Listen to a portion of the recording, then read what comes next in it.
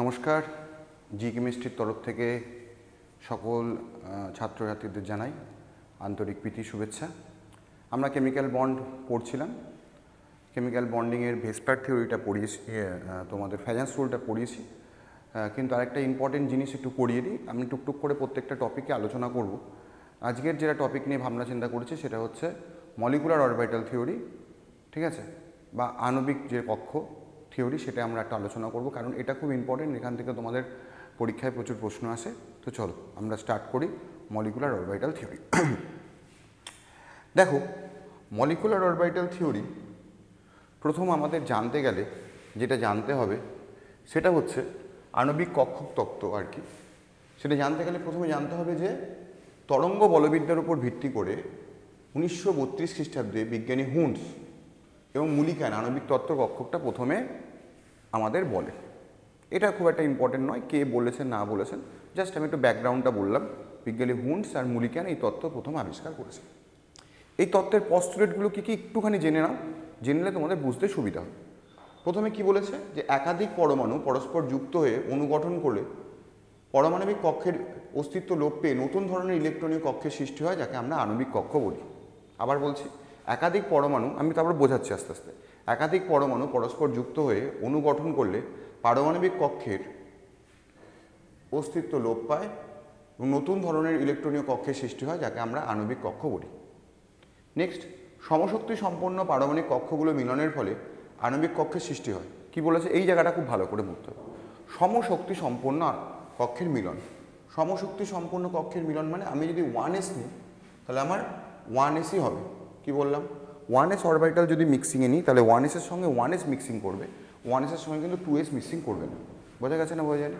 তাহলে আমি যদি 1s অরবিটাল নিই তাহলে দেখো 1s এর সঙ্গে এই ধরো একটা 1s অরবিটাল আর একটা 1s অরবিটাল, তাহলে কি হবে, এই 1s অরবিটাল আর 1s অরবিটাল পরস্পরের মিক্সিং হবে, ঠিক আছে। কিন্তু 1s এর সঙ্গে 2s মানে একটা 1s নিলাম আর এর সাথে প্লাস একটা 2s নিলাম, এটার সঙ্গে কোনো মিক্সিং হবে না। তাই বলছে যে 1s কক্ষ 1s এর সঙ্গে মিলিত হতে পারে, কিন্তু 2s এর সঙ্গে কোনো মিলিত হতে পারে না। তাহলে এই দুটো জিনিস বুঝতে পেরেছি। তাহলে এটা আমাকে খুব ভালো করে মনে রাখতে হবে যে সমশক্তি সম্পন্ন যেই এনার্জিগুলো সমান তারাই কী করবে, পরস্পর মিক্সিংয়ে অংশগ্রহণ করবে। অন্যান্যরা কিন্তু কেউ মিক্সিংয়ে অংশগ্রহণ করবে না। 1s এর সঙ্গে 1s মিক্সিং করবে, 1s এর সঙ্গে 2s কিন্তু হবে না, বা 1s এর সঙ্গে 2p কিন্তু হবে না। 2pর সঙ্গে 2pর মিক্সিং হবে, 1s এর সঙ্গে 1s এর মিক্সিং হবে। ক্লিয়ার? সবাই বুঝতে পেরেছি?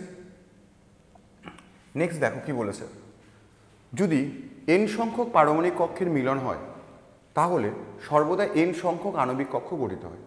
খুব ইম্পর্টেন্ট এটা। যদি n সংখ্যক পারমাণবিক কক্ষের মিলন হয়, সর্বদা n সংখ্যক আণবিক কক্ষের মিলন হয়। তো চলো, যেটা নিয়ে আমি কথা বলছিলাম, যে আমি বলছিলাম যে ধরো 1s অরবিটালের আমার মিলন হচ্ছে, তাহলে 1s অরবিটাল যদি মিলন হয় তাহলে কি হবে, কটা অরবিটালের মিলন হচ্ছে, দুটো, তাহলে দু রকম অরবিটাল তৈরি হবে। এই যে এখানে একটা অরবিটাল তৈরি হচ্ছে, এটাকে বক্স করে দিই, এখানে একটা বক্স, তাহলে দুটো অ্যাটমিক অরবিটাল মিক্সিং হয়ে কটা অরবিটাল হচ্ছে, দুটো মলিকুলার অরবিটাল হচ্ছে। আমি পরে আসবো এই মলিকুলার অরবিটাল নাম কি, হ্যান কি, ত্যান কি, এগুলো আমরা পরে আসছি। তাহলে এই তথ্যটা বুঝতে পেরেছি যে দুটো অ্যাটমিক অরবিটাল যদি মিক্সিং হয় তাহলে দুটো মলিকুলার অরবিটাল তৈরি হবে। ক্লিয়ার? মাথায় ঢুকেছে? তাহলে n সংখ্যক পারমাণবিক কক্ষ মিলনের সর্বদা n সংখ্যক আমার কি করবে, আণবিক কক্ষ তৈরি হবে। এরপর এই আণবিক কক্ষে ইলেকট্রন যে ভর্তি সেটা কি হবে, সেটা হুন মাল্টিপ্লিকেশন ল, পাউলিং অপবর্জন নীতি, আব্বা প্রিন্সিপাল অনুসারে হয়। তাই বলেছে পারমাণবিক কক্ষের মতো আণবিক কক্ষের আব্বা নীতি অনুসরণ করে ইলেকট্রন দ্বারা ভর্তি হয়। ইলেকট্রন প্রথমে যার এনার্জি কম সেখানে ভর্তি হবে, তারপর এনার্জি বেশি সেটাই ভর্তি হবে। পারমাণবিক কক্ষের মতো আণবিক কক্ষে সর্বদা দুটি ইলেকট্রন ধারণ করতে পারে এবং সর্বদা দুটি ইলেকট্রনের ঘূর্ণন সবসময় কী হবে, বিপরীতমুখী হবে, যেটা আমরা পাউলিং অপবর্জন নীতিতে পড়েছি। আর সমশক্তি অরবিটাল যতক্ষণ ফাঁকা থাকবে ইলেকট্রনগুলো ততগুলো সিঙ্গেল হবে, এটা আমরা হুন মাল্টিপ্লিকেশন লোতে পড়েছি। তাহলে কি বললাম, এই মলিকুলার অরবিটাল থিওরিতে ইলেকট্রন যে ফিলিংটা, সেই ফিলিংটা কী হবে না, সবার প্রথমে কী হবে, যার এনার্জি কম সে ভর্তি হবে, যার এনার্জি বেশি সে পরে ভর্তি হবে। তারপর সেখানে আমরা বললাম একটা জায়গায় একটা অরবিটালে ম্যাক্সিমাম কটা থাকতে হবে, দুটোর ঘূর্ণন পরস্পর বিপরীত দিকে হবে। আর সমশক্তি সম্পন্ন যখন অরবিটালগুলো থাকবে ইলেকট্রনগুলো তখন সিঙ্গেলি ফিল আপ হবে। ক্লিয়ার? এই হচ্ছে আমার আণবিক তত্ত্বের মেন পস্টুলেট। এবার আমি তোমাদের আরও ডিটেলসে ব্যাখ্যা করে বোঝাই ব্যাপারটা কী হচ্ছে। ধরো তুমি 1s অরবিটাল নিয়েছো, কি নিয়েছো, 1s, একটুখানি দেখো কি কী নিয়েছো তুমি? 1s অরবিটাল নিয়েছো। ওকে, চলো আমরা 1s অরবিটাল নিই। তাহলে this is your 1s orbital, এই একটা তোমার 1s অরবিটাল।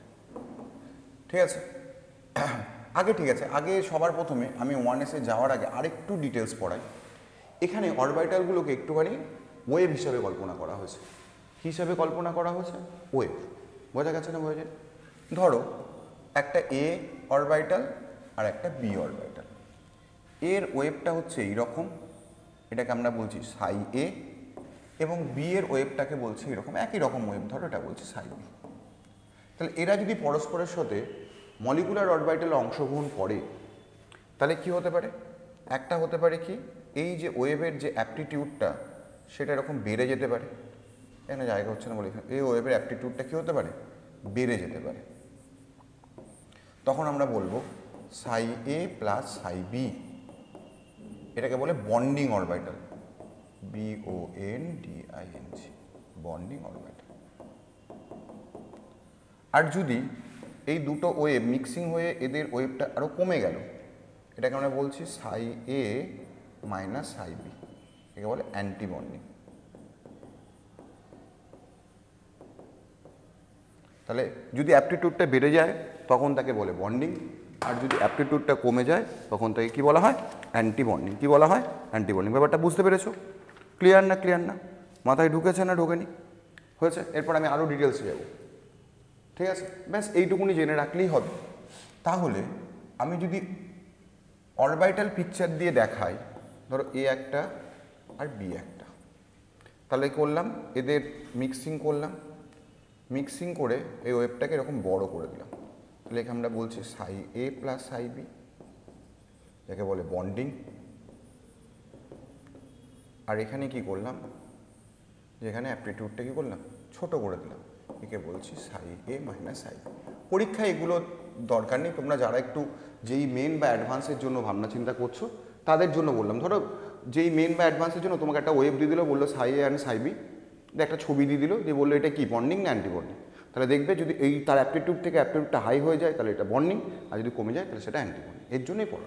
এবার আমরা কি করছি, আমরা একদম সিম্পল যেটা আমাদের দরকার আমরা সেই নিয়ে কথাবার্তা বলছি। চলো আমরা প্রত্যেকের ইয়েটা অ্যাটমিক অরবিটালের মিক্সিং দিয়ে বলছি। ধরো একটা 1s অরবিটাল, যেটা বলতে চাইছিলাম, যেটা তোমাদের এইচএসের সিলেবাসে লাগবে। এটা একটা 1s অরবিটাল।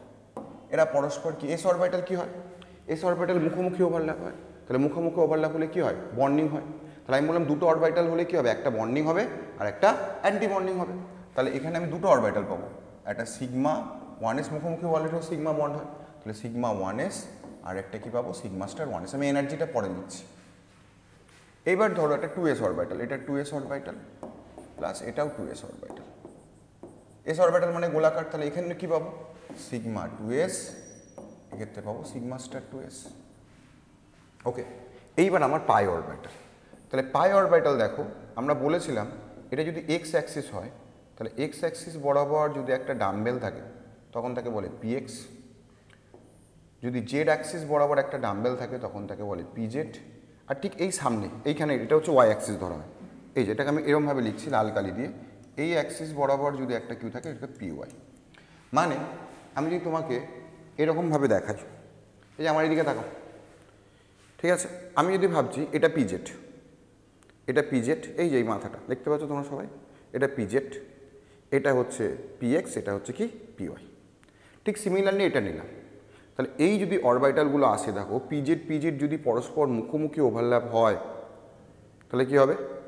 এই যে পিওয়াই পিওয়াই বা পিএক্স পিএক্স কী হবে? পাশাপাশি হবে। এই যে পাশাপাশি, এইটার পাশে এটা লাগছে, এটা পাশাপাশি হলে পাই হয়, আর মুখোমুখি হলে কি হয়? সিগমা। মুখোমুখি হলে কি হয়? সিগমা হয়। আশা করি বুঝতে পেরেছো। তাহলে যখন এই পি অরবিটালগুলো পরস্পরের সাথে মিক্সিং হবে একটা সিগমা তৈরি হবে আর দুটো কি তৈরি হবে? পাই তৈরি হবে। ঠিক আছে, তাহলে আমি এখানে যে কি অরবিটালগুলো পাবো, ঠিক আছে, এখানেও যদি আবার যদি সেম টাইপের করি, এখানেও পিএক্স, এটা হচ্ছে পিজেড, আর এখানে হচ্ছে পিওয়াই। তাহলে এখানে কি পাবো? সিগমা, আমি বলছি সিগমা আমাদের অ্যাক্সিস, সিগমা বরাবর ওভারল্যাপ হয়েছে, তাহলে সিগমা 2pz হবে। ঠিক আছে, তারপরে এটা যদি সিগমা হয় তাহলে এটা একটা স্টার থাকবে, তাহলে সিগমা স্টার 2pz থাকবে। আর দুটো পাশাপাশি ওভারল্যাপ হচ্ছে, তাহলে পাই 2px হবে, আর একটা কী হবে পাই 2py। এদের এনার্জি কী হবে, সেম হবে। আর এর জন্য অ্যান্টি বন্ডিং কী থাকবে, পাই star 2px pi star 2py। এই হচ্ছে তোমার টোটাল আমাদের যেইটুকুনি সিলেবাসে আছে এইচএসের জন্য, তাতে আমাদের এখানে হয়ে যাবে। আমাদের সবই হোমোনিউক্লিয়ার মলিকুলার আছে এইচএসে, জয়েন্টের জন্য নেই। জয়েন্ট ফয়েন্ট যখন যেই অ্যাডভান্সের জন্য করবো তখন কার্বন মনোক্সাইডটা একটু দেখে নিলে হয়ে যায়। আদারওয়াইজ তোমরা এখন এইচএসেরটা নিয়ে ভাবনা চিন্তা করো, পরে আমরা একদিন হেটেরোনিউক্লিয়ার আসবো। হোমো মানে কি একই কম্পাউন্ডের মধ্যে, সেগুলো আমরা আসছি। ক্লিয়ার? এবার আমরা কি করবো, এনার্জির অর্ডারটা করবো। এটা পরিষ্কার হয়েছে? দেখো আমি ছেড়ে দিলাম, যদি নোট ডাউন করো তো নোট ডাউন করে নিতে পারো, লিখে নিতে পারো বা স্ক্রিনশট নিয়ে নিতে পারো। ওকে, চলো তাহলে এরপর আমরা আসছি এদের এনার্জিটা করবো। তাহলে এখন আমি আর ওর দেখাবো না, ধরো আমি 1s অরবিটাল নিচ্ছি, ঠিক আছে? এখানে দেখে নাও যে অ্যাটমিক নাম্বার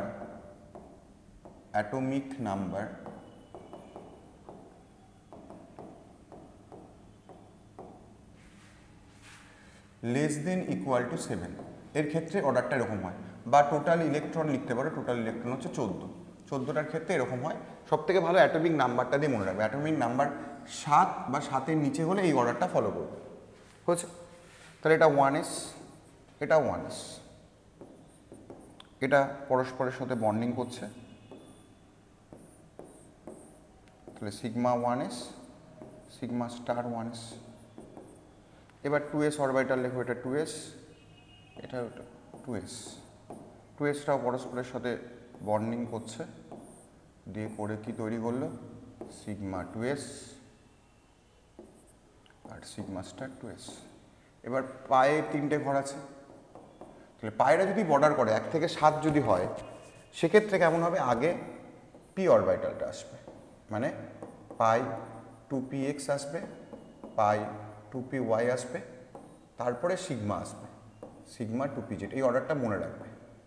কিন্তু অ্যান্টি বন্ডিংয়ের ক্ষেত্রে কোনো অসুবিধা নেই, পাই star 2px pi star 2py আর সবার উপরে থাকবে sigma star 2pz। This is your order. আমি অর্ডারটাকে সাইডে লিখব, সরে যাচ্ছি, তোমরা স্ক্রিনশট নিয়ে নিতে পারো কি অর্ডারটা থাকবে। তাহলে আমি লিখছি, দেখো প্রথমে সিগমা 1s, তারপর সিগমা স্টার 1s, তারপর সিগমা 2s, তারপর সিগমা স্টার 2s। হয়েছে না হয়নি? তারপর আসছে কি পাই 2px, সেম এনার্জি পাই 2py, তারপরে সিগমা 2pz। এই জায়গাটা কিন্তু মনে রাখবে, 1 থেকে 7 হলে, 7-এর যদি বেশি হয় তখন আমরা আসবো, শুধু এইটুকুনি অল্টারনেট চেঞ্জ হয়ে যাবে, সেটা আমরা তখন পরে করবো। পাই star 2px pi star 2py আর সিগমা স্টার 2pz। এই হচ্ছে অর্ডার। ক্লিয়ার? এই হচ্ছে তোমার এমোর শক্তির অর্ডার। যেমন আমরা করেছিলাম না 1s 2s 2p 3s 3p, এরকম যেমন করেছিলাম সেরকম হচ্ছে এই শক্তির অর্ডার। এখানে আরেকটা জিনিস শিখে রাখতে হয়, bond order. Bond order is equal to, লিখে রাখো তোমরা খাতায়, নাম্বার অফ বন্ডিং ইলেকট্রন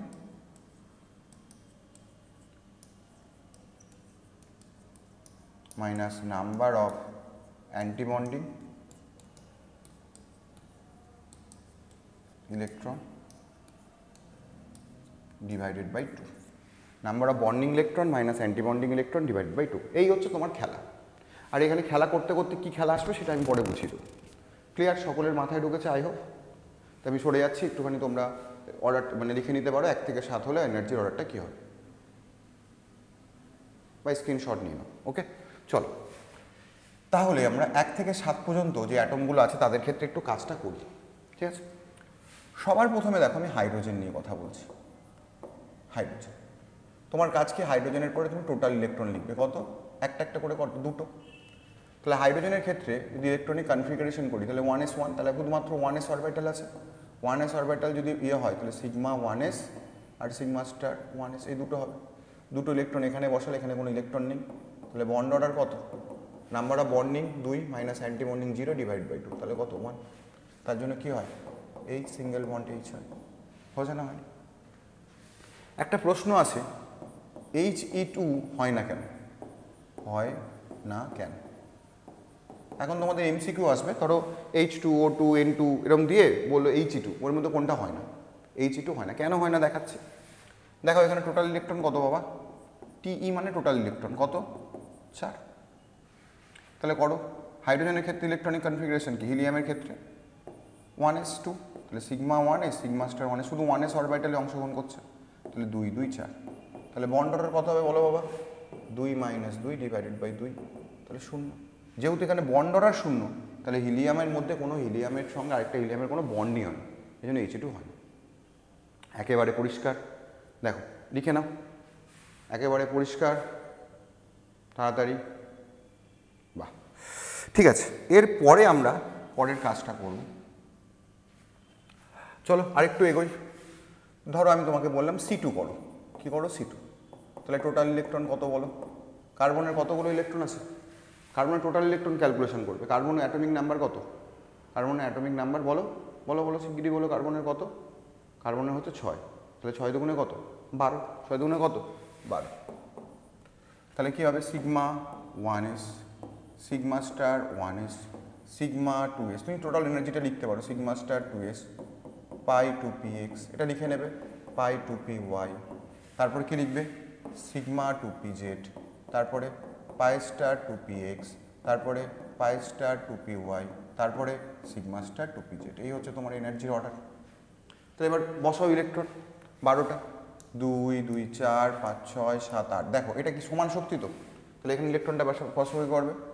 9 10 11 12। এরকম নয় কিন্তু, 9 10 11 12 সমশক্তি সম্পন্ন সিঙ্গেললি থাকবে, একটুখানি বলেছিলাম। ঠিক আছে, এই সূত্রের নাম কি?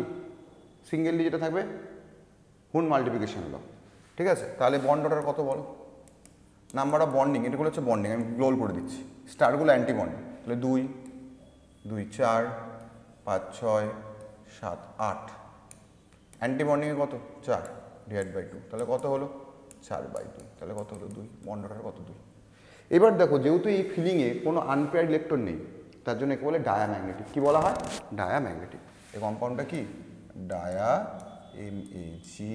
MAGNATIC, diamagnetic. ক্লিয়ার?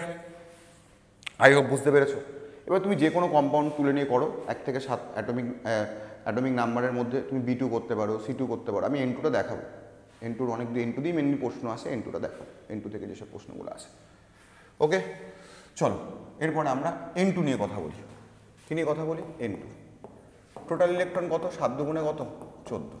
অর্ডারটা একই রকম, sigma 1s, sigma star 1s, sigma 2s, sigma star 2s, pi 2px, pi 2py, sigma 2pz, pi star 2px, pi star 2py, একই energy, sigma star 2pz।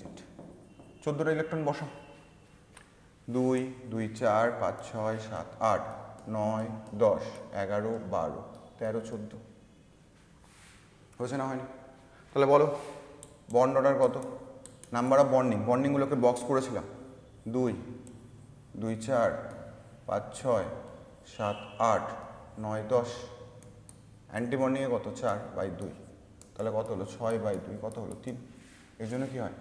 N triple bonding. বলো তো এটা paramagnetic না diamagnetic? যেহেতু এই ফিলিংয়ে কোথাও unpaired electron নেই, তাহলে এটা কী হবে? এটা অবশ্যই ডায়াম্যাগনেটিক। এবার তোমার পরীক্ষায় দেওয়া হয় N2+।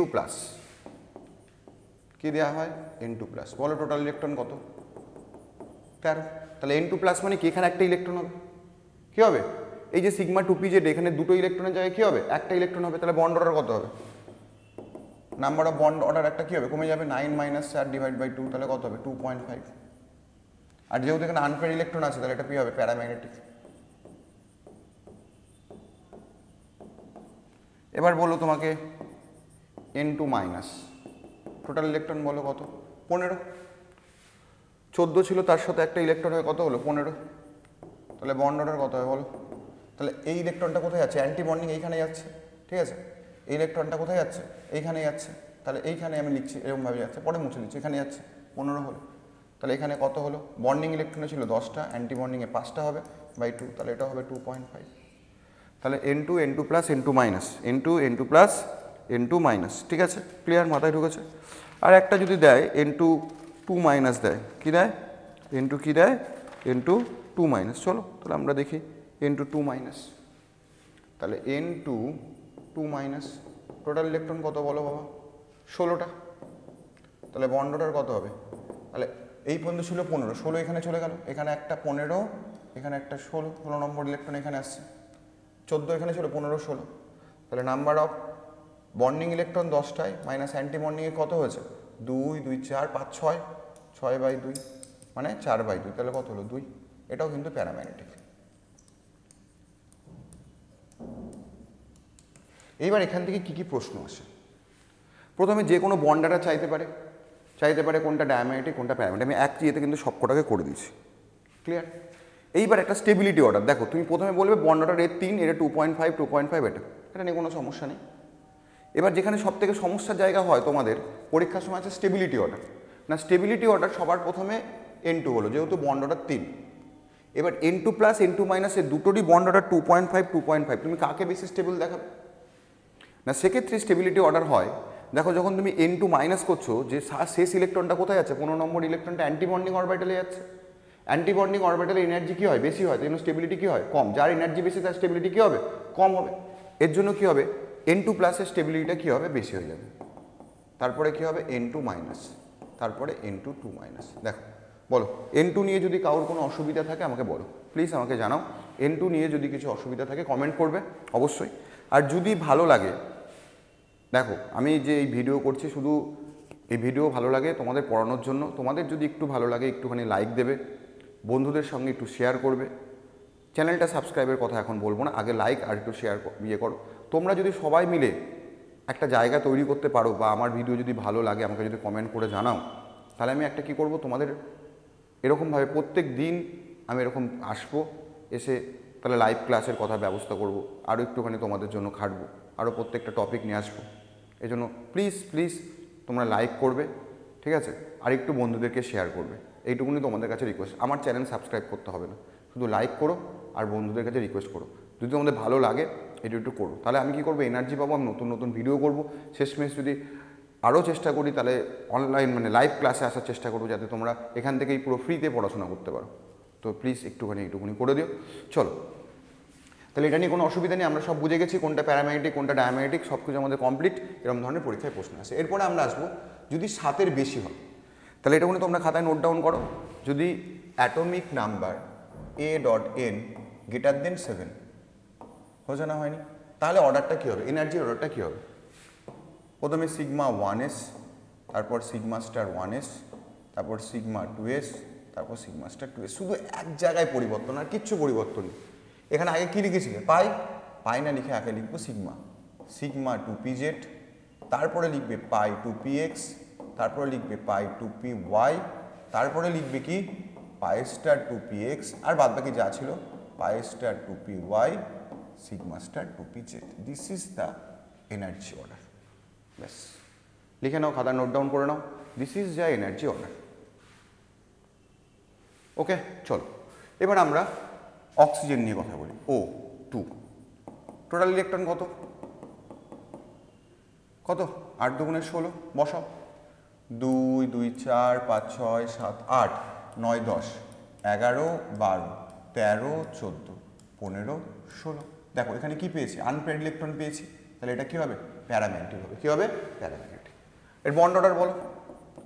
বন্ড অর্ডার, এরপরে বন্ড অর্ডার ক্যালকুলেশন করবো সিস্টেমেটিক ওয়েতে। তাহলে এখানে হচ্ছে 2 2 4টে 5টা 6টা 7টা 8টা 9টা 10টা 10 মাইনাস অ্যান্টি বন্ডিং কত? 2 2 4 5 6/2, তাহলে কত হলো বাবা? 4/2, তাহলে কত হলো? 2। তাই জন্য ও ডবল বন্ড হয়, এবং এটা কি প্যারাম্যাগনেটিক, যেহেতু আনপেয়ার্ড ইলেকট্রন আছে। এবার বলো O2 প্লাস। O2 প্লাসের টোটাল ইলেকট্রন কত হবে? 15। বন্ড অর্ডার কত হবে? নাম্বার অফ বন্ডিং ইলেকট্রন 10টাই থাকছে, অ্যান্টি বন্ডিং ইলেকট্রন একটা কমে যাচ্ছে ওখান থেকে, দেখো 5/2, তাহলে কত হলো? 2.5। এটাও কি হচ্ছে? প্যারাম্যাগনেটিক, একটাই আনপেয়ার্ড ইলেকট্রন আছে। এবার হচ্ছে O2 মাইনাস ধরো, তাহলে 16 একে কী হলো? 17। বন্ড অর্ডার কত হবে? 10, অ্যান্টি বন্ডিং একটা ইলেকট্রন বাড়ছে 6 × 7/2, তাহলে কত হচ্ছে 6 × 7/2, তাহলে কত হলো তোমার হচ্ছে 3/2। O2 মাইনাস 16 × 17, তাহলে এই পর্যন্ত 16 × 17, অ্যান্টি বন্ডিং হচ্ছে 2 2 4 5 6 7, হ্যাঁ, তাহলে কত হলো, তাহলে হলো কত হলো বলো 1.5। আর O2 2 মাইনাস যদি বলি তাহলে কত ইলেকট্রন 18, তাহলে বন্ড অর্ডার কত 10 - 8/2, তাহলে কত আসবে 2/2, কত হবে 1। এই পারক্সাইডের ক্ষেত্রে কি হয় ও ও হয়, এবং পারক্সাইডে দেখো 18টা মানে এখানে দুটো দুটো, তার মানে এটা কোনো আনপ্রাই ইলেকট্রন নেই, তাহলে এটা ডায়াম্যাগনেটিক।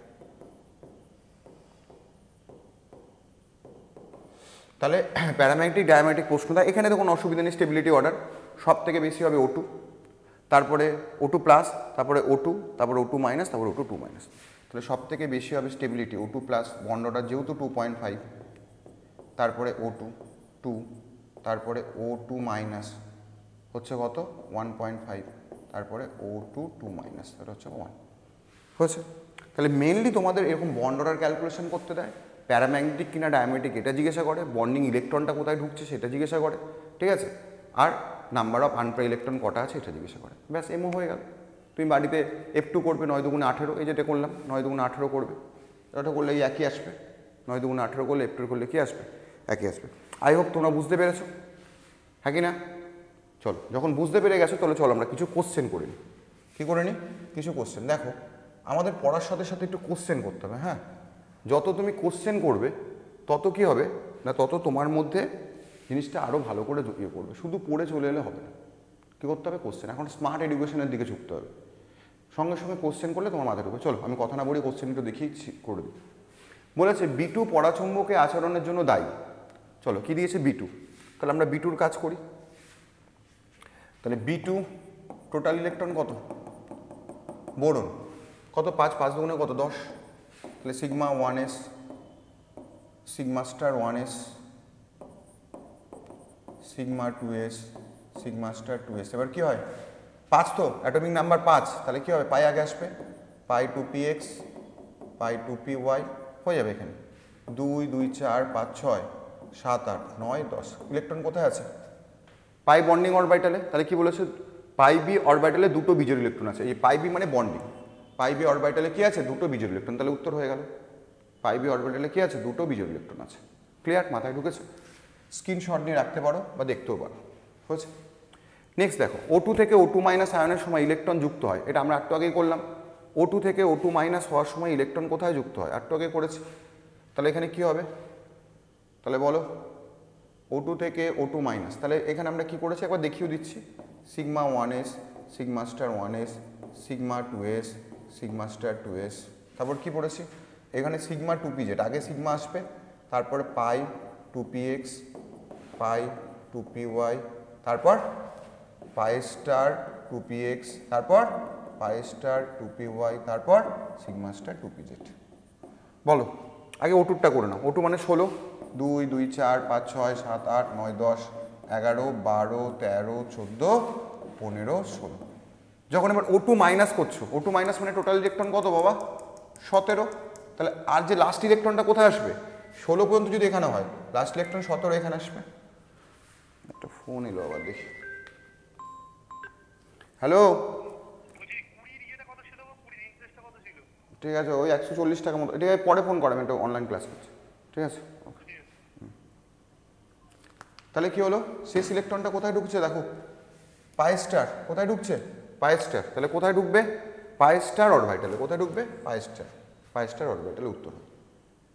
ক্লিয়ার, বুঝে নিয়েছো, সত্যিকারে বুঝেছো, একদম কমেন্টসে লিখবে কিন্তু হ্যাঁ স্যার বুঝেছি, একদম কমেন্টসে লিখবে হ্যাঁ স্যার বুঝেছি, ঠিক আছে। চলো প্রত্যেকটা কোশ্চেন আমি ধীরে ধীরে করিয়ে দেবো, তাহলে তোমরা পুরো কনসেপ্টটা ক্লিয়ার হয়ে যাবে। চলো নেক্সট দেখো আমাদের কি বলেছে, বলেছে কোন ক্ষেত্রে দুটি আণবিক কক্ষের ইলেকট্রন বিন্যাস পৃথক, কোন ক্ষেত্রে দুটি আণবিক কক্ষের ইলেকট্রন বিন্যাস পৃথক বলেছে। তাহলে চলো আমরা দেখি কোন ক্ষেত্রে দুটি আণবিক কক্ষের ইলেকট্রন বিন্যাস, আগে টোটাল ইলেকট্রনগুলো ক্যালকুলেশন করি। O2 মাইনাসের টোটাল ইলেকট্রন কত হবে না তোমার 8 দুগুণে 16 একে 17, F2-র ক্ষেত্রে কত হচ্ছে 9 দুগুণে 18 একে 17, হাইড্রোজেনের ক্ষেত্রে কি হচ্ছে H2 মাইনাস নাকি, হাইড্রোজেনের ক্ষেত্রে H2 মাইনাস, একবার কোশ্চেনটা একবার দেখে নিই H2 মাইনাস কিনা না H2 প্লাস, এটা একটুখানি দেখে নিতে হবে। ঠিক আছে, হাইড্রোজেনের ক্ষেত্রে H2 মাইনাস, হ্যাঁ, তাহলে এখানে কত ইলেকট্রন হচ্ছে, এখানে হচ্ছে টোটাল ইলেকট্রন 3টে, আর এটাও 3টে। O2 হচ্ছে কত, F2 হচ্ছে কত, হচ্ছে তোমার, এটা তো এমনি দেখতে পেয়ে যাবে, আমি ইচ্ছা করে বলছি, এটা হচ্ছে 9 দুগুণে 18, এটা 16 আর 2 18। এই দেখো N2 এর ক্ষেত্রে ইলেকট্রন কতগুলো আছে, N2 আর O2, এটার অ্যাটমিক নাম্বার কত, অ্যাটমিক নাম্বার এটা 7, আর এটার অ্যাটমিক নাম্বার কত, এটা অ্যাটমিক নাম্বার কত 8। তাহলে 8-এর ক্ষেত্রে কী হবে, 7-এর বেশি হয়ে গেলে কী হয়, গঠনটা আলাদা হয়ে যায়। 7-এর ক্ষেত্রে গেলে কী হয়, গঠনটা কী হয়, আলাদা হয়ে যায়। কী হয়ে যায়, গঠনটা আলাদা হয়ে যায়। যেহেতু গঠনটা আলাদা হয়ে যায়, তাহলে কী হবে, উত্তর অপশান ডি হবে। কী হবে, অপশান ডি হবে। কী হবে, অপশান কী হবে, ডি হবে। ক্লিয়ার, মাথায় ঢুকেছে? চলো নেক্সট, কোন দুটির ক্ষেত্রে বন্ধন ক্রমের মান ভগ্নাংশ হয়, কোন দুটির ক্ষেত্রে বন্ধন ক্রম ভগ্নাংশ। এবার দেখো একটা মজাদার জিনিস শেখায়, ঠিক আছে, এটা খুব মজাদার জিনিস, একটা জিনিস শেখায়, সবসময় এরকম মনে রাখবে। 14টা ইলেকট্রন, 14টা ইলেকট্রন হলে বন্ড অর্ডার হচ্ছে কত হয়, 3 হচ্ছে। আমি এইখানে বন্ড অর্ডার লিখছি, বন্ড অর্ডার, এটা টোটাল ইলেকট্রন। টোটাল ইলেকট্রন 14 হলে বন্ড অর্ডার হবে 3। এবার যত করে 1 বাড়বে 0.5 করে কমবে। তাহলে যদি একটা 15 করি, তাহলে বন্ড অর্ডার কত হবে, 2.5, এখানে বক্স করে দাও। যদি 16 করি তাহলে কত হবে, 2। যদি 17 করি তাহলে 1.5, যদি 18 করি তাহলে কত হবে, 1। সিমিলারলি যদি 13 করি তাহলে কত হবে, 2.5, যদি 12 করি তাহলে কত হবে, 2। এই তো ব্যাস। তাহলে দেখো তো এখানে এটা হচ্ছে কি আছে, এবার টোটাল ইলেকট্রন ক্যালকুলেশন করলে তুমি পেয়ে যাবে। O2 প্লাস কি পেয়েছো, 2.5 পেয়েছো।